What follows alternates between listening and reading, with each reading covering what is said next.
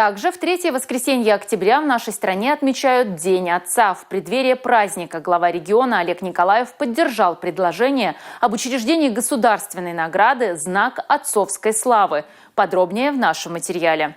Воспитание – это труд, а создание большой, крепкой семьи, многодетной семьи – это очень тяжелый труд.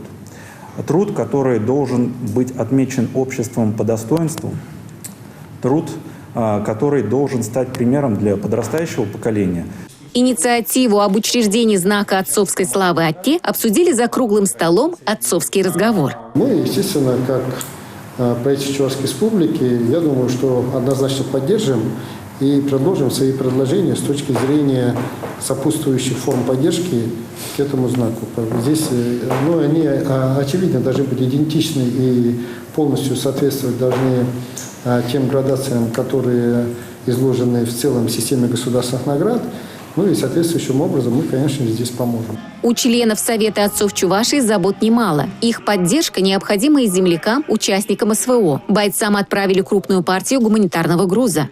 Была сформирована достаточно, как коллеги говорят, современная, достаточно устойчивая система, в которой включала в себя 60 радиостанций, ретрансляторы, программаторы.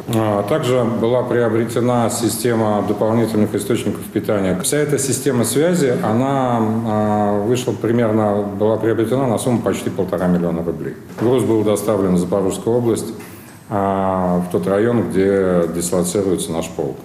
Особое внимание в Совете отцов уделяют охране репродуктивного здоровья мужчин для будущего нации. Специалисты, которые работают в этой отрасли, отмечают Чувашской Республикой как передовой регион в плане программного подхода и системной реализации деятельности в этом направлении. За последний год около 700 пар получили соответствующие сертификаты, которые позволяют как женщинам, так и мужчинам пройти комплексное обследование. Также за круглым столом обсудили совместную работу по предупреждению подростковой преступности, борьбы с наркоманией среди несовершеннолетних и планы на 2024 год. На планы следующего года мы включили проведение слета отцов по Приволжскому федеральному округу.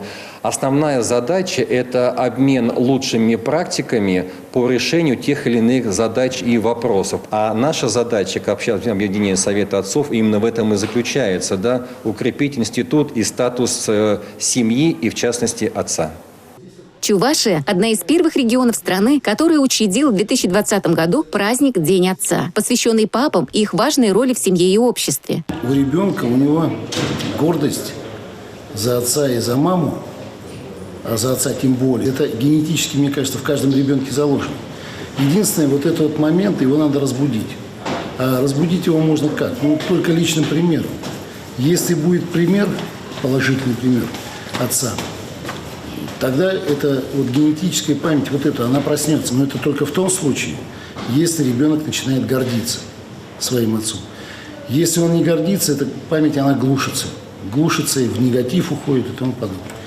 Совет отцов Чувашии также в следующем году планирует создание единой информационной онлайн-платформы «Школа для родителей», где квалифицированные психологи будут оказывать консультации нуждающимся. Надежда Морозова, Павел Редков, Национальное телевидение Чувашии.